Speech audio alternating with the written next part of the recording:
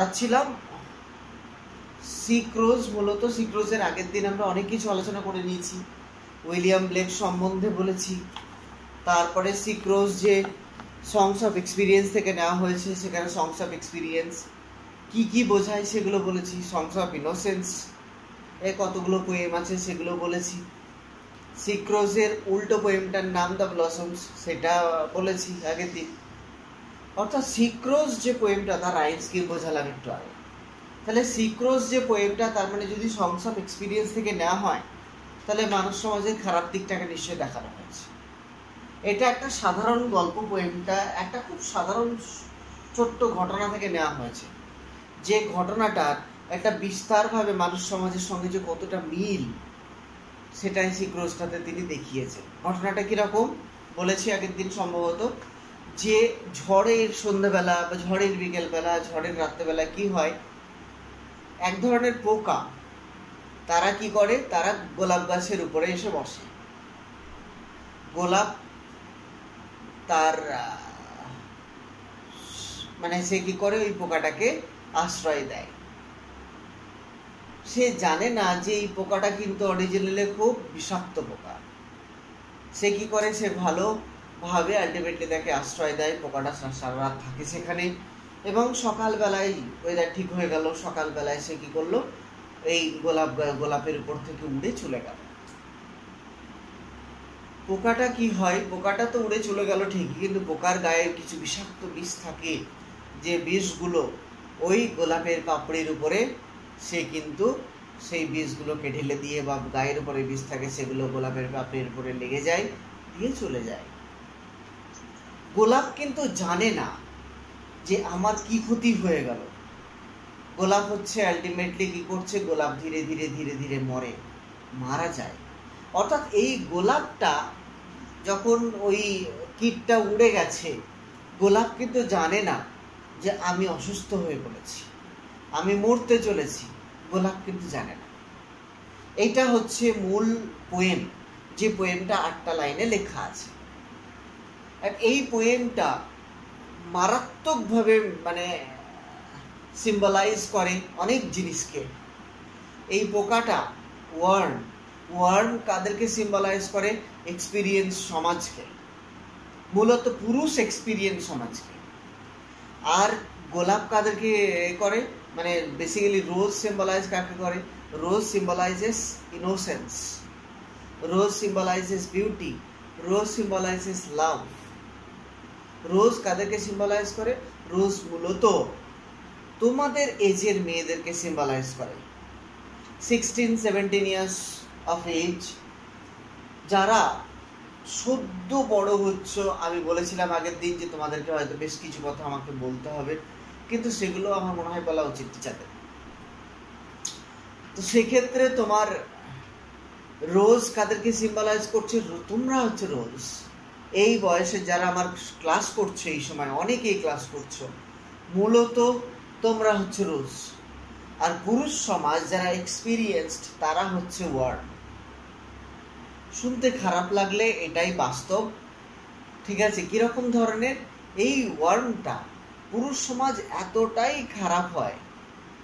কিরকম খারাপ, তাদের ভালো গুণ আছে, যখন ভালো গুণ আলোচনা করবো, ভালো গুণের কোনো শেষ হবে না, এত ভালো গুণ থাকবে। কিন্তু যখন খারাপ গুণগুলো বলবো, তখন কিন্তু খারাপ গুণগুলো বাস্তব।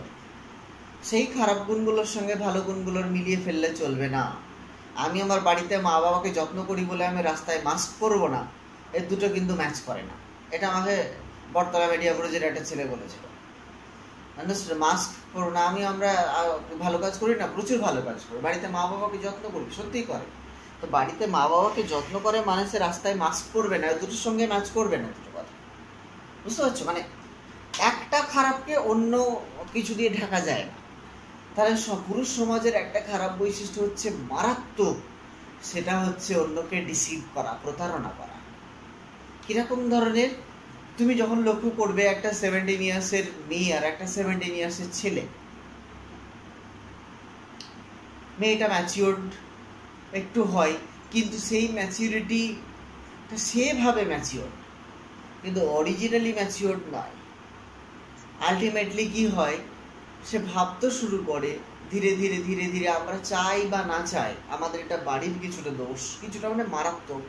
যারা কি হয়, তারা একটা এজের পরে তারা বুঝতে পারে না যে কি হয় আমাদের সমাজটা আস্তে আস্তে আস্তে আস্তে আমাদের এজটা যেভাবে বাড়ছে আমাদের লাইফ কিন্তু অন্যদিকে ডাইভার্ট হয়, এবং ওইটা কিন্তু স্বাভাবিক যে আমরা যখন অন্যদিকে চলে যাব, অন্য এই যে পোকাটা সেটা যে পোকা নয় বা সেটা পোকা তার বোঝার ক্ষমতা নেই, সে কি হবে অন্যদিকে ডাইভার্ট হবে।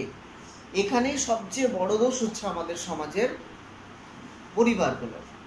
আমাদের বাড়িতে অন্যান্য দেশে যেরকম কি হয় এডুকেশন দেওয়া হয়, অ্যাডাল্ট এডুকেশন, তাদেরকে কিভাবে বড় হতে হয়, কিভাবে লাইফ পার্টনার চুজ করতে হয়, কিভাবে শিখতে হয় সমস্ত জিনিস, কিন্তু আমাদের দেশে এই শিক্ষাগুলোর একটা ওয়ার্ডেই স্টপ, নো, না, শেষ, আর হতে পারে না। ভাবলো যে ওখানে ফুল স্টপ পড়ে গেল, কিন্তু ওখানে ফুল স্টপ পড়লো না সমাজে। ওখানে যে ফুল স্টপ পড়লো না, যখনই গার্জেন সামনে নো, তখন আমি ঘুর পথে চলবো। এই যেই ঘুর পথে চলবো গার্জেনকে না জানিয়ে, তখন একটা সমস্যা হবে। কি সমস্যা হবে? আমার ব্রেন ম্যাচিওর্ড নয়, আমার ব্রেন ম্যাচিওর্ড নয়, তার জন্য আমি সামনের জন পোকা না আসলে সামনের জন কোনো বাটারফ্লাই, এইটা আমি বোঝার ক্ষমতা রাখি না। আর ট্রাস্ট মি, 98% পুরুষ পোকা, বুঝতে পারছো, তারা বাটারফ্লাই নয়। প্রত্যেকটা মেয়ে ভাবে কিভাবে যে আমি যার সঙ্গে আছি বা আমি যাকে পছন্দ করি, ইনফ্যাক্ট এখানে লাভ রিলেশনশিপ, যদিও লাভ নয়, ডার্ক সাইড অফ লাভকে দেখানো হয়েছে, যে সেই যাকে আমি ভালোবেসে ফেলেছি সে আলটিমেটলি কি হয়েছে, যে আদৌ ভালো নয়, সে কিন্তু আমাকে ভালোবাসে না। এটা কিন্তু পুরুষ সমাজের বৈশিষ্ট্য। রিসার্চ করলে বুঝতে পারবে, বড় হবে যখন তখন বুঝতে পারবে। প্রত্যেকটা মেয়ে ভাবে আমি যাকে ভালোবাসি হি ইজ ভেরি অনেস্ট। এই বয়স, আমি কিন্তু তোমাদের বয়সের কথা বলছি, আমি কিন্তু ম্যাচিওর্ড লেভেলের কথা বলছি না। আমার এজে গিয়ে আমি কিন্তু দলকে মারাত্মক ভালোবাসি, এবং সেটা একটা এজে গিয়ে বিয়ে করেছি। সে যখন MA পাস করেছে তারপরে প্রপোজ হয়েছে, আন্ডারস্টুড, তারপরে সে চাকরি পেয়েছে, আমি রোজগার করেছি, তারপরে বিয়ে করেছি। বহুত আর ম্যাচিওর্ড। এই 16-17 ইয়ার্স, 11-12 বয়সের যে প্রেম, আমি সেইটার কথা বলছি মূলত। সেখানে কি হয়, দে আর ডিসিভড বাই বাই মেল, পুরুষদের দ্বারা ডিসিভড হয়। বেশিরভাগ ক্ষেত্রেই তারা নিজের বয়সী বা নিজের চেয়ে বড় বয়সী ছেলেদের সঙ্গে মূলত প্রেম করে। এবার নিজের চেয়ে বড় বয়সী ছেলে যে, তার কিন্তু সমাজের এক্সপিরিয়েন্স মারাত্মক। তুমি লক্ষ্য করবে আমাদের মোর মার্কেটের সামনে প্রতিদিন সন্ধ্যাবেলায় ছেলেরা আড্ডা মারে। কটা মেয়ে আড্ডা মারে না। অর্থাৎ ছেলেদের বাইরে আড্ডা মারা, পুলিশের তাড়া খাওয়ায় লকডাউনের টাইমেই, আন্ডারস্টুড। নির্লজ্জতা ব্যাপারটা সহ্য করে করে করে করে তাদের মধ্যে লজ্জা ব্যাপারটা আর থাকে না।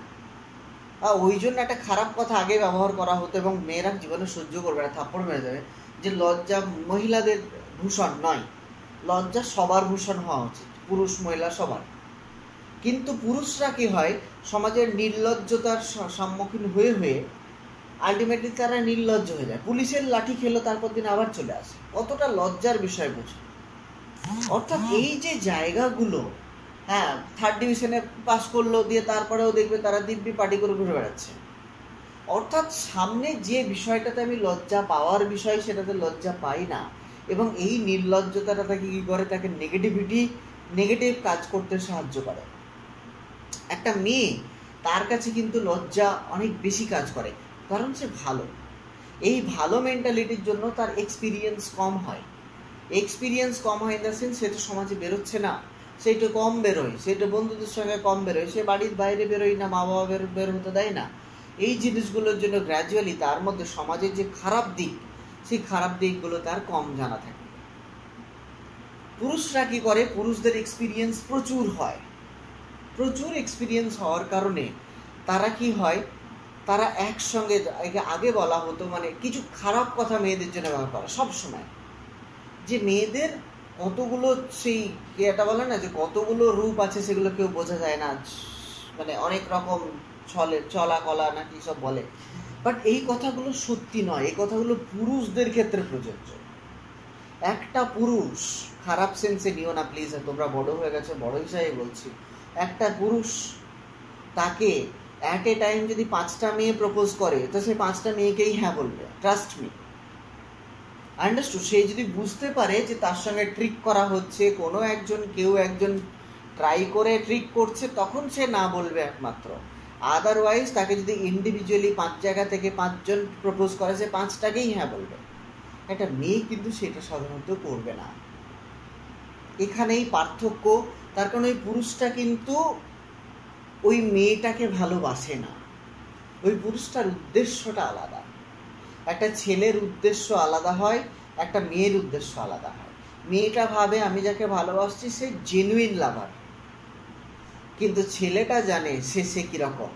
আবার 2 দিন পর যখন সে একটা অন্য গোলাপ ফুল দেখতে পাবে, সে সেই গোলাপ ফুলটাতে গিয়ে বসে যাবে।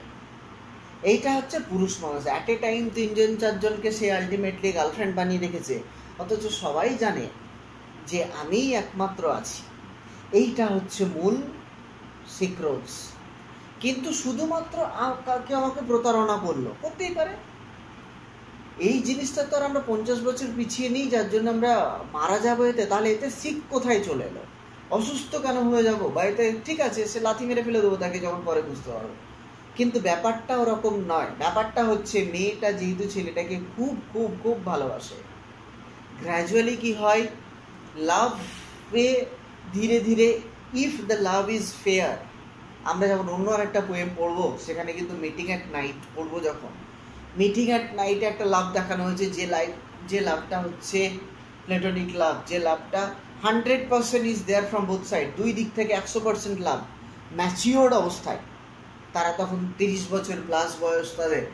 ম্যাচিওর্ড অবস্থায় একটা লাভার বিলাভদের যে লাভ, সেই লাভটা কিন্তু যেহেতু দুই দিক থেকে সমান লাভ, একটা ম্যাচুরিটির পরে তারপরে এভরিথিং ইজ ফেয়ার। কিন্তু একটা মেয়ে যখন 16 ইয়ার্সে, যখন 16 বছর বয়স, তার পক্ষে ট্রাস্ট মি, তোমরা যতটাই নিজেদেরকে বোঝার কথা ভাবো যে আমি খুব ম্যাচিওর নয়, তোমরা ম্যাচিওর আদৌ নয়। তো তোমাদেরকে ডিসিভ করা, তোমাদেরকে প্রতারণা করা সামনের জনের কাছে পাতি খেল। যেমন আমি যদি একটা এক্সাম্পলের কথা বলি, যদি টিচার দিয়ে, ধরো আমি টিচার, আমি তো পড়াচ্ছি বহু বছর। আমি যখন 11-এ পড়তাম তখন 10-এর ব্যাচ দিয়ে শুরু হয়েছিল। আমি বলেছিলাম কিভাবে, কারণ আমাদের টিচার হঠাৎ করে SSC পেয়ে যায়, সমস্ত স্টুডেন্টদেরকে বললো যে তোদেরকে আর কোথাও যেতে হবে না, তোরা তো স্যারের কাছেই পড়বি। তাই আমার বন্ধু যারা, আমরা একসঙ্গে ক্রিকেট খেলি, যারা আমাদেরকে তুই তাকারি করে, ছেলে মেয়ে যারা আছে সবই, তা সবাই আমাকে তুই বলে ডাকে। সেই বন্ধুরা আমার স্টুডেন্ট হয়ে গেল রাতারাতি। 14 জনের ব্যাচ প্রথম শুরু। অর্থাৎ আমি কিন্তু প্রথম পড়াতে শুরু করি যখন আমি 11-এ উঠছি, এবং আমার স্টুডেন্টরা ক্লাস 10-এ পড়ে। তার মানে আমি 11-12 কত বছর ধরে পড়াচ্ছি ভাবো। 11-এর মেয়েদের যে চাওনি, 11-এর মেয়েদের যে পদ্ধতি, তোমরা কোন চাওনিতে কি বলতে চাইছো সেটা আমি ভালো করে বুঝতে পারবো। তোমরা নিজেরাও জানবে না তোমাদের বৈশিষ্ট্যটা কি, কারণ তোমরা 11-এ বা এই 16 বা 17 ইয়ার্স ওল্ডে 1 বছরই আসছো। আর আমি এই 17 ইয়ার্সটাকে আমি প্রতি বছর 17 ইয়ার্সটাকে ফেস করছি। এই প্রতি বছর 17 ইয়ার্স ফেস করতে করতে করতে করতে এখন হয়তো বিয়ে হয়ে গেছে আমার, এখন আমার লাইফস্টাইলটা পুরো চেঞ্জ হয়ে গেছে। কিন্তু প্রতি বছর 17 ইয়ার্স ফেস করতে করতে যদি আমি খারাপ মানসিকতা থাকে, যদি আমি ওই পতঙ্গটা হই, কীটটা হই, তাহলে কি হবে, এরকম প্রচুর টিচার কিট হয় যারা রিয়েলি শয়তান হয়। আমি অন্য সমাজ তো আছেই, আমি শিক্ষক যেহেতু তাই শিক্ষক নিয়ে বলছি। তারা কি করে, তারা ওই ছলে বলে কৌশলে আলটিমেটলি একটা 16 বছরের 17 বছরের মেয়েকে ফাঁসায়, এবং ধীরে ধীরে ধীরে ধীরে তাকে এক্সপ্লয়েট করতে শুরু করে। I am not talking about love, love is a respected thing. এইটা হচ্ছে ফাঁসানো। ধীরে ধীরে ধীরে ধীরে তাকে এক্সপ্লয়েট করতে শুরু করে। মেয়েটা ভাবে যে সামনের জন আমাকে প্রচণ্ড ভালোবাসে, বহু ছলকলা আছে, তাকে পড়াশোনা নিয়ে এত জ্ঞান দেবে, এত সুন্দর এই করবে, যেন মনে হবে আমার সবচেয়ে ভালো চাই এই সামনের ব্যক্তিটা। ধীরে ধীরে ধীরে ধীরে ধীরে ধীরে তোমাকে কি করবে, ছল বল কৌশলে তুমি তার গ্র্যাপের মধ্যে চলে আসবে। আস্তে আস্তে আস্তে আস্তে আস্তে আস্তে you will start getting exploited. তুমি জানবেও না তোমার তরফ থেকে জেনুইন লাভ, কিন্তু তার তরফ থেকে যে কি ভয়ঙ্কর সেটা তুমি জানতে পারবে না। ধীরে ধীরে ধীরে ধীরে আস্তে আস্তে আস্তে আস্তে কি হলো, দে বিকাম ক্লোজ, তারা একে অপরের কাছে চলে এলো। মেয়েটা ভাবছে ডেফিনেটলি এটা উচিত। কেন? তার কারণ there is love between us, আমাদের মধ্যে ভালোবাসা আছে। ভালোবাসা আমাদের মধ্যে নেই, ভালোবাসা শুধু মেয়ের মধ্যে আছে। কিন্তু ছেলেটা হচ্ছে শয়তান, তার মধ্যে শুধু একটাই চাহিদা, যে চাহিদাটার জন্য এতদিন আলটিমেটলি মেয়েটার সঙ্গে এরকম ছিল। সে হয়তো একই জিনিস অন্যজনের সঙ্গেও করছে, সে হয়তো একই জিনিস রাস্তাতে অন্য কলিগের সঙ্গেও করছে, সে একই জিনিস অন্য স্টুডেন্টের সঙ্গে করছে। এটা শুধু টিচার নয়, এটা সামনের যে তোমাদের বয়ফ্রেন্ড, 20 বছর 21 বছর বয়সের যে বয়ফ্রেন্ড, ট্রাস্ট মি, তারাও একই রকম শয়তান। তারাও একই রকমভাবে কি করবে, তোমাদেরকে এক্সপ্লয়েট করার চেষ্টা করবে। ধীরে ধীরে ধীরে ধীরে তুমি ভাববে this is genuine love, but ultimately কী হবে, ও শেষ করে দেবে। ও হচ্ছে সেই পোকাটা, যে পোকাটা কি করবে, তোমার মধ্যে একটা বিষ ঢেলে দিল। কোন বিষ? যে আমি চিনতে পারলাম না মানুষ, morally you will be dead. এখন আর ওই সমস্তর জন্য মানুষ মরে না ঠিকই, but morally somehow you will be dead. যে আমি মানুষ চিনতে পারলাম না, ওই একটা বাস্টার্ডের জন্য, কি হয়, বাস্টার্ড ওয়ার্ড ইউজ করলাম, কিছু মনে করো না, ওই একটা বাস্টার্ডের জন্য পুরো পুরুষ সমাজটা খারাপ হয়ে যাবে। কিন্তু পুরো পুরুষ সমাজ তো খারাপ নয়। তাহলে সেই যে পুরো পুরুষ সমাজটা খারাপ হয়ে গেল, তা তোমার পক্ষে বোঝা সম্ভব নয় যে সামনের জন। আমি কিন্তু পুরো পোয়েমে আছি, এখন কিন্তু অন্য কিছুতে নেই, কারণ 8টা লাইনের পোয়েমও জাস্ট পড়াতে শুরু করলেই 1 মিনিটে শেষ হয়ে যাবে, তখন ওইভাবে ডিটেলসে বলা যাবে না। তো তোমার পক্ষে বোঝা সম্ভব নয় যে সামনের জন ভালো না খারাপ, তার জন্য কিছু টেস্ট করা প্রয়োজন। একটা মেয়ের ম্যাচিওর্ড হতে মোটামুটি সময় লাগে 22-23 বছর, 23 বছর মতো। তাহলে তোমার গ্র্যাজুয়েশন এইচএস শেষ হবে 18-এ অ্যাভারেজ, আমার যেমন 17-এ শেষ হয়েছিল, তোমাদের 17-18-এই শেষ হবে এইচএস। তারপরে তোমার গ্র্যাজুয়েশন শেষ হবে আরও 3 বছর, 2021, তো মাস্টার্স শেষ হবে 23, এরকম টাইমে। এই যে তোমার মাস্টার্স ডিগ্রি হয়ে গেল, এমএ পাস তুমি করে গেলে, you are mature. MA pass করা পর্যন্ত তুমি যে প্রচুর সমাজ দেখেছো, প্রচুর বন্ধু বান্ধব দেখেছো, এই বন্ধু বান্ধবের মধ্যে কিন্তু ছেলে বন্ধুও প্রচুর দেখেছো যারা অন্যজনকে এক্সপ্লয়েট করছে। Gradually you will understand that this is পুরুষ সমাজ। আস্তে আস্তে আস্তে আস্তে তুমি বুঝতে শিখবে, বা কোনো বয়ফ্রেন্ড আছে, থাকতেই পারে, ন হওয়ার কিছু নেই। আমি সত্যি এই বয়সে আমি বলেছি personal life is personal life, but আমাদের থেকে একটু দূরে থাকাই ভালো। সেক্ষেত্রে কি হবে, যে পার্সোনাল লাইফটা কীরকম হওয়া উচিত, যে আমি যাকে পছন্দ করি, অবশ্যই any decision should not be taken before 23-24। তার আগে যে ডিসিশন নেবে, মৃত্যু মানে ওর লাইফের সঙ্গে মৃত্যুরই কম্পেয়ার করা যেতে পারে। তখন কি হবে, তোমাকে সেই ছলে বলে কৌশলে তোমার লাইফটা শেষ করে দেবে। এইবার তুমি যদি একটা জিনিস করতে পারো, কি করতে পারো, যে ঠিক আছে রিলেশনশিপ আছে, তাকে টেস্ট করার সবচেয়ে ভালো উপায়, আমার ট্রাস্ট মি, প্লিজ কিছু মনে করো না, যে তাকে আগামী 7-8 বছর, যে আমি যতদিন না চাকরি পাবো ততদিন তুমি ওয়েট করো। এটা কিন্তু করা প্রয়োজন। ততদিন তুমি ওয়েট করো, আর ততদিন আমার গায়ে তুমি টাচ করবে না। যদি সে ভালোবাসে সে থাকবে, সে গায়ে টাচ করবে না। কিন্তু তার পদ্ধতি হবে কি হবে, সে বলল হ্যাঁ, ধীরে ধীরে ধীরে ধীরে বিভিন্ন ছলবল কৌশল এমন ব্যবহার করতে শুরু করবে, তুমি জানতেই পারবে না কবে তুমি তোমার কাছে চলে গেলে, তুমি তার কাছে চলে গেলে এবং তুমি এক্সপ্লয়েটেড হয়ে গেলে। অর্থাৎ তুমি দিনের পর দিন, মাসের পর মাস, বছরের পর বছর এক্সপ্লয়েট হয়ে যাবে। তুমি তার সঙ্গে থাকছো, তুমি তার সঙ্গে ভাবছো যে চরম ভালোবাসা হয়ে গেছে, সে আমাকে 100% ভালোবাসে, সে এভরিথিং ইজ ফেয়ার। কিন্তু তুমি জানো না, ধীরে ধীরে ধীরে ধীরে তুমি শুধু 1 দিন 2 দিন নয়, মাসের পর মাস এবং বছরের পর বছর তুমি এক্সপ্লয়েট হয়ে যাবে। যেদিন তুমি বুঝতে পারবে, সেদিন কিন্তু আর এই বছরটাই ফিরে আসতে পারবে না, লাইফটা শেষ হয়ে যাবে, কেরিয়ার তো শেষ হবেই। তাহলে এইটা হচ্ছে মূলত সিক রোজ। আন্ডারস্টুড? রোজটা সিক, তোমরা হচ্ছে রোজ। যারা জানবে না যে সিক বলছে, ফার্স্ট লাইনটা বলছে, ও রোজ দাও আর্ট সিক। দাও হচ্ছে ওল্ড ইংলিশে বা বাইবলিক্যাল ইংলিশগুলো ব্যবহার করা হয়। দাও মিনস ইউ, বলছে ও রোজ দাও আর্ট সিক, বলছে তুমি অসুস্থ হয়ে গেছো। রোজের আর্টটাকে ক্যাপিটালে দেওয়া হয়েছে, তারপর তাকে পার্সনিফাই করা হয়েছে। শুধুমাত্র রোজ বলতে কিন্তু ওই গোলাপটা নয় যেটা গাছের উপরে আছে, ওই গোলাপগুলো, যে গোলাপগুলো আমার সামনে এখন পড়ছো, ওই গোলাপগুলো যারা তোমার এজের, সমস্ত সমাজের যারা ঘুরে বেড়াচ্ছে, যারা এক্সপ্লয়েটেড হচ্ছে, সবাই। ট্রাস্ট মি, তোমাদের বয়সী মেয়েরা যারা নিজেদেরকে খুব স্মার্ট ভাবো, তোমরা কিন্তু আদৌ নয়।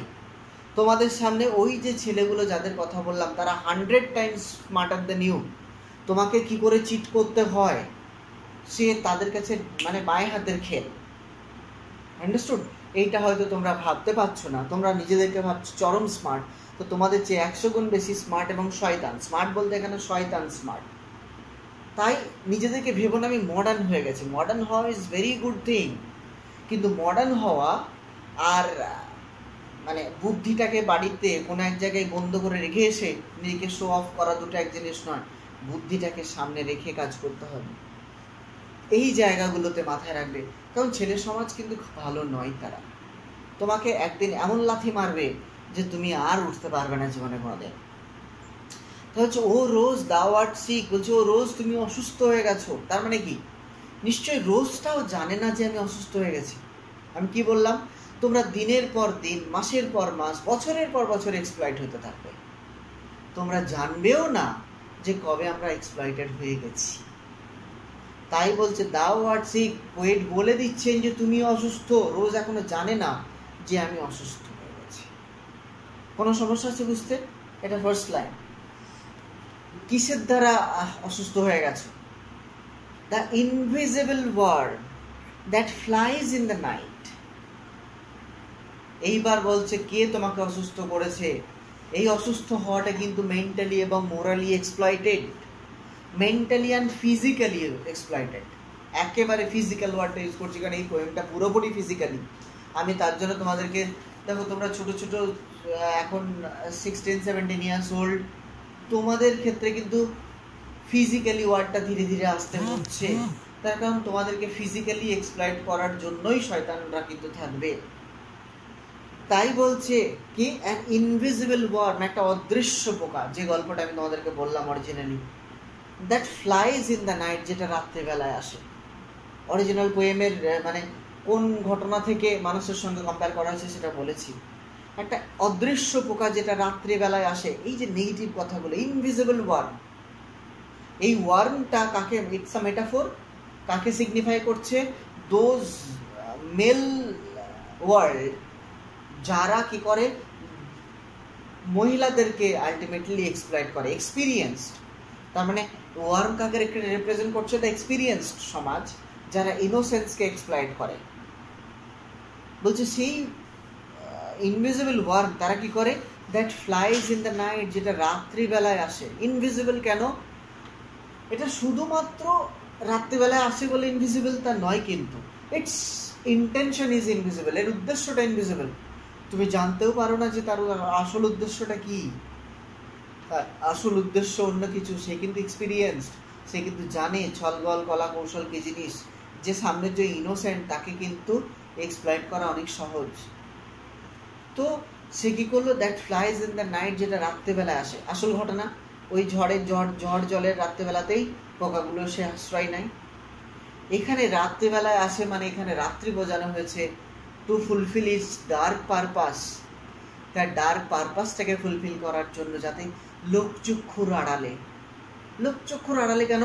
কারণ এই লোকচক্ষুগুলোর মধ্যে অনেকেই এক্সপিরিয়েন্স আছে যারা কিন্তু আমার ট্রিকটাকে ধরে ফেলবে। তাই লোকচক্ষুর আড়ালে। ইন দ্য হাউলিং স্টর্ম, ভয়ঙ্কর ঝড়ো রাত্রিবেলায় সে আসে। এই যে ভয়ঙ্কর ঝড়ো রাত্রিবেলায় আসে, এই ভয়ঙ্কর ঝড় হচ্ছে পুরুষ সমাজ কি করে? এই পুরুষ সমাজের একটা ভালো বৈশিষ্ট্য হচ্ছে তারা কিন্তু যে কোনো কঠিন পরিস্থিতি সামলানোর ক্ষমতা রাখে। এই কঠিন পরিস্থিতি সামলানোর ক্ষমতা রাখার জন্য তারা নিজেরাও কিন্তু সেই কঠিন পরিস্থিতি ভয়ঙ্কর জায়গায় ক্রিয়েট করতে পারে বিভিন্ন সময়। কঠিন পরিস্থিতি মানে ধরো ঝড় জলের রাত্রেবেলা, অর্থাৎ তারা চলে আসে। এখানে আলটিমেটলি কি বলা হয়েছে? তারা যে কোনো সমস্যার সম্মুখীন হতে পারে। একটা মেয়ে সমাজের চোখে কিন্তু সে কিন্তু নিজেকে অনেক বেশি আলটিমেটলি নিজের চোখের সামনে কিন্তু সে ভদ্র। সে যদি কারোর কাছে ওইভাবে ধরা পড়ে তাহলে কিন্তু তার সম্মানটা থাকবে না। আর একটা পুরুষ তার কতদিন দিব্যি বেরোবে। বুঝতে পেরেছো? আমাদের বিধানগড়ে একটা বাড়িতে অস্ত্র পাওয়া গেছিল, অস্ত্র কারখানা একসময়, কয়েক বছর আগে। তাকে পুলিশে মানে পিটিয়ে রোডে মানে মারাত্মক পেটালো, আমার সামনেই পিটিয়েছে তাকে। তার কয়েকদিন পরে যখন জেল থেকে বেরোলো, ঘুষ খাইয়ে দেখছি দিব্যি রাস্তায় দারুণভাবে, তারপর দিন দিয়ে ঘুরে বেড়াচ্ছে, কোনো লজ্জা টজ্জা লাগে না। এই যে জায়গাটা মহিলা সমাজ হলে কি হবে, একটু সময় লাগবে, লজ্জাটা একটু বেশি, এবং সেটাই থাকা উচিত। বললাম লজ্জা পুরুষ মহিলা সবার ভূষণ হওয়া উচিত। তাহলে এই জায়গাটাই পুরুষদের লজ্জার ভূষণ নেই।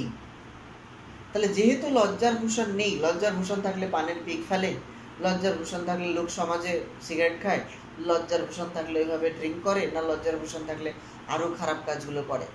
তাহলে লজ্জার ভূষণটা কম। আমরা একটা মেয়ে সিগারেট খেলে তাকে বলি কি, কি খারাপ জিনিস সিগারেট খাচ্ছে, অথচ আমরা দিব্যি রাস্তায় সিগারেট খাচ্ছি।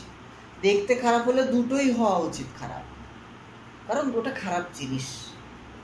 তাহলে আমাদের দৃষ্টিভঙ্গিটাই খারাপ। এখানে আলটিমেটলি মেয়েটা কি করছে, মেয়েটা কিন্তু জানে না যে এই পুরুষটার এরকম বৈশিষ্ট্য আছে, কারণ সে ইনোসেন্ট। কিন্তু সে কি করে, প্রচন্ড ঝড় জল যে কোনো সমস্যার সম্মুখীন হয়ে চলে আসবে তোমার কাছে। কেন? তার একটাই উদ্দেশ্য, এই ঝড় জল হচ্ছে ছল বল কৌশল। ছল বলে চেষ্টা করবে, বলে নয় অবশ্যই, এখন ছল এবং কৌশল তোমার খুব ভালো হওয়ার চেষ্টা করবে, এত ভালো যে যেন তোমার মা বাবাও এত ভালো নয় তোমার সামনে। ধীরে ধীরে ধীরে ধীরে ধীরে ধীরে ধীরে ধীরে তো মনে হয় পৃথিবীতে এই আমাকে সবচেয়ে বেশি ভালোবাসে। মা বাবা তো আমার সামনে বাধা, আলটিমেটলি আসলে বুঝতে পারে না যে মা বাবার চেয়ে ভালো পৃথিবীতে তোমাকে কেউ বাঁচতে পারে না, অসম্ভব, ইম্পসিবল। কিন্তু তুমি বুঝে উঠতে পারবে না। তোমার মনে হতে শুরু করবে আমার সামনে আমার মাটা এবং বাবাটা এরাই তো সবচেয়ে বড় বাধা, এরাই কালপ্রিট। কিন্তু ট্রাস্ট মি, ওরা কালপ্রিট নয়। তাদের ভুল একটা কোথায়, যে তারা তোমাকে সঠিক পথে পরিচালিত করছে না, তারা তোমাকে ফুল স্টপ দেওয়ানোর চেষ্টা করছে। ফুল স্টপ হয় না। একটা লাইফ শুরু হয়, লাভ অ্যাফেয়ার বা আমাদের জীবনটা চলতে থাকবে, এই জিনিসগুলো কমন আসবেই। গার্জেনরা যদি সেটাকে বুঝে সঠিক দিকে চালনা করে, তো তুমি বিপথে চলবে না, যে না এই টাইপের বয়ফ্রেন্ড গার্লফ্রেন্ডগুলো খারাপ, এই টাইপেরগুলো ভালো হয়। কারণ চলবে, এটা ইম্পসিবল যে তোমাকে আটকাবে। বাই চান্স দুজন চারজনের হলো না, কিন্তু আমরা তো বুঝি। মা বাবা শুধু জানে না, তারা ব্লাইন্ড হয়। তারা ভাবে আমার মেয়েটা বা আমার ছেলেটাই একমাত্র সৎ।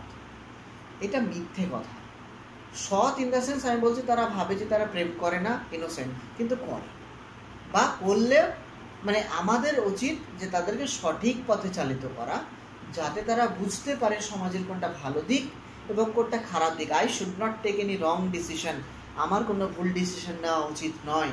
এবং আমি যা করছি সমস্ত কিছু আমার মা বাবা যদি জানতে পারে, তাহলে কি হবে, আমার ভুল ঠিকগুলো তিনি ধরিয়ে দিতে পারবেন এবং আমাকে কিন্তু এটা আমাদের মা বাবাদেরও দোষ। তার জন্য কি হয়, তার জন্য মা বাবা বলছে না, মানে বাড়ির বড়রা, দাদা দিদিরা, তারা কি করতে পারে, তারা সঠিক পথে পরিচালিত করতে পারে। এতে কি হবে, এতে আলটিমেটলি তুমি ভুল ডিসিশনটা নেবে না। একটা 16 বছরের বয়সে মেয়ে বিয়ে করে নেয়, সম্ভব? একটা 16 বছরের বয়সে প্রেম করে বিয়ে করে নেয়। আরে তুই আতুর ঘর থেকে সবে বেরিয়েছিস, তোর এখন কোনো বুদ্ধি হয়েছে?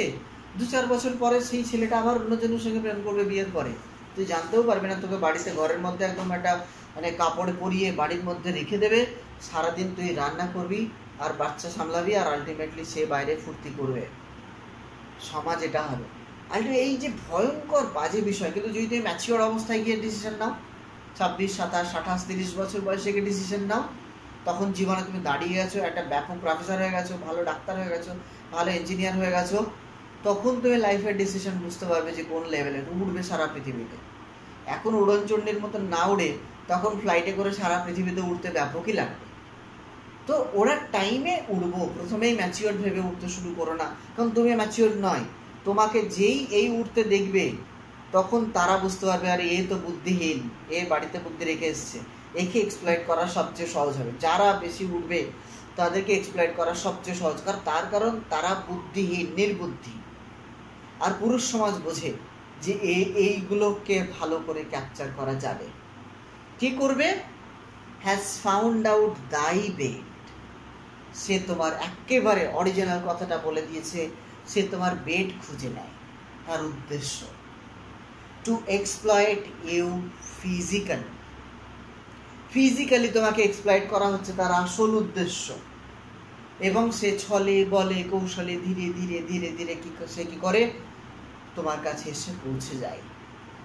তুমি ভাবছো দিস ইজ লাভ, আমি খুব মডার্ন হয়ে গেছি বা আমি ব্যাপক ভালোবাসি তাকে, but trust me this is not something what you are thinking. তুমি যেটা ভাবছো এটা সেটা নয়।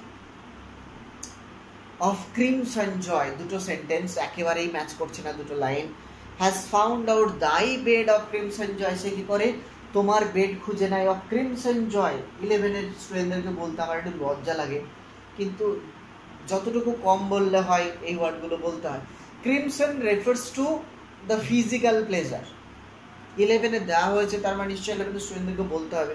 হয়তো যদি স্কুলে যদি মেয়ে টিচার পড়ান হয়তো সেটাও বলবেই না, জানি না। The crimson joy refers to the physical pleasure.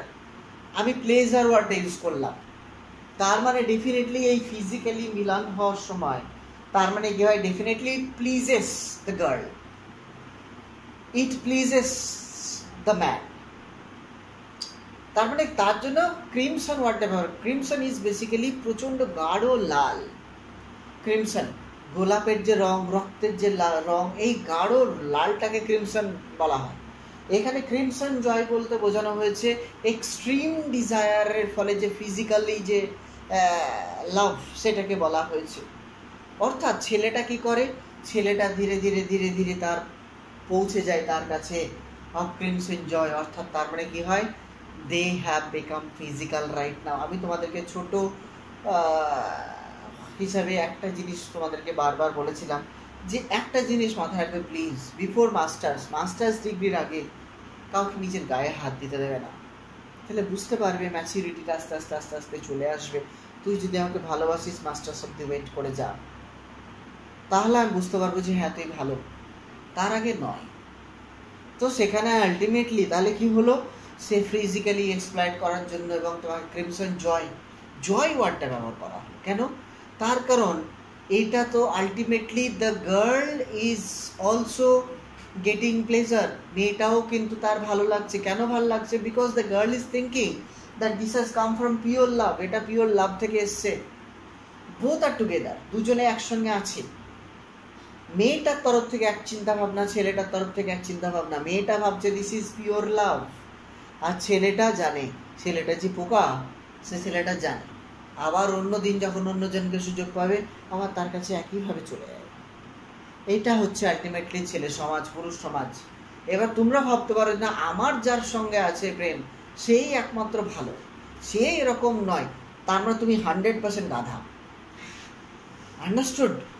তো সে ভালো না খারাপ তার জন্য তাকে টেস্ট করার প্রয়োজন। 2 মাস 4 মাস 6 মাস 1 বছর 2 বছর টেস্টে সে পাতিভাবে ধৈর্য ধরে থেকে যাবে। তাকে টেস্ট রাখো 8-10 বছর, তার ধৈর্য আছে কিনা বুঝতে পারবে, ধৈর্যের ক্ষমতা বোঝা যাবে। তাই কি বলছে, কি হলো, ক্রিমসন জয় অর্থাৎ মেয়েটা একভাবে মিলছে, ছেলেটা একভাবে মিলছে, ছেলেটা কিন্তু আনন্দ নিচ্ছে এবং সেই মজাটা নিয়ে সে আবার অন্যজনের সঙ্গে চলে যাবে। দিনের পর দিন, মাসের পর মাস, বছরের পর বছর। অ্যান্ড এবং দিস ডার্ক সিক্রেট লাভ, ভালোবাসার খারাপ দিকটাকে দেখানো হয়েছে। এটা লাভই নয়, আলটিমেটলি এটা লাভ নয়। ডার্ক সিক্রেট লাভ এটা হচ্ছে ভালোবাসার নেগেটিভ সাইড। সিক্রেট লাভ হচ্ছে গোপন লাভ। গোপনীয়তাটা কীরকম? গোপনীয়তাটা শুধু লোকচক্ষুর আড়াল নয়, গোপনীয়তাটা হচ্ছে ইন্টেনশনটা গোপন, ইন্টেনশনটা সিক্রেট। তা হচ্ছে সেই সিক্রেট লাভটা কি হয়, ডাজ দাই লাইফ ডিস্ট্রয়, তোমার জীবনটাকে শেষ করে দেয়। দাই মিনস ইয়োর। তো হচ্ছে ডাজ দাই লাইফ ডিস্ট্রয়, তোমার জীবনটাকে শেষ করে দেয়। এই জীবনটাকে শেষ করার মানে কি? জীবনটাকে শেষ করার টাইম তোমার মূল্যবান সময়টা শেষ হয়ে যায়।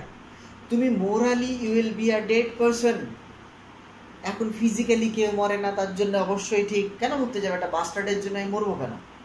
কিন্তু এটাও সত্যি কথা, ওই একটা বাস্টার্ডের জন্য পুরুষ সমাজ বাস্টার্ড হয়ে যাবে, তাদের জন্য একটা শয়তানের জন্য পুরুষ সমাজ শয়তান হয়ে যাবে। তার জন্য আমাদের ছেলেদেরও উচিত, আমরা যদি দেখতে পাই কোনো ছেলের এরকম ইন্টেনশন, তো তাকে মোটামুটি পে দিয়ে সোজা করে দেওয়া, এটাও সত্যি কথা। কারণ এতে আলটিমেটলি আমাদের পুরুষ সমাজের দুর্নাম হচ্ছে। তাহলে এইটা যেটা কারণটা সত্যি কথা। তাহলে এখানে কি বলছে, ডাজ দাই লাইফ ডিস্ট্রয়, এতে তোমার জীবনটা শেষ হয়ে যাচ্ছে। তুমি তোমার কেরিয়ার বিল্ড করতে পারবে না, তুমি কনসেন্ট্রেট করনি পড়াশোনাতে, তুমি বড়দের কথা শোনোনি কারণ তোমার মনে হয়েছে সে সঠিক ছিল, কিন্তু তুমি যেদিন বুঝতে পারবে সেদিন মাস্টার শহরের বয়স পেরিয়ে গেছে, অর্থাৎ তুমি আর লাইফে দাঁড়াতে পারবে না। তারপরে তোমার তো লাইফটা মরালি ডেডই হয়ে গেলে। তোমার কোয়ালিটি ছিল একটা কিছু হওয়ার, তো তুমি কোয়ালিটি ছিল হয়তো বিরাট একটা শেফ হওয়ার, তুমি বাড়িতে রান্নাঘরে ডিমের পোচ করছো বসে বসে। এই দুটো এক জিনিস নয় কিন্তু।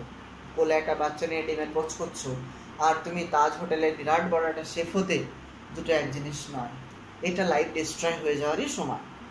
তাহলে এই যে জায়গাগুলো, এটা হচ্ছে সিক্রোজ। বোঝা গেল? সিক্রোজ একটা ছোট্ট পোয়েম, 8 লাইনের একটা কবিতা।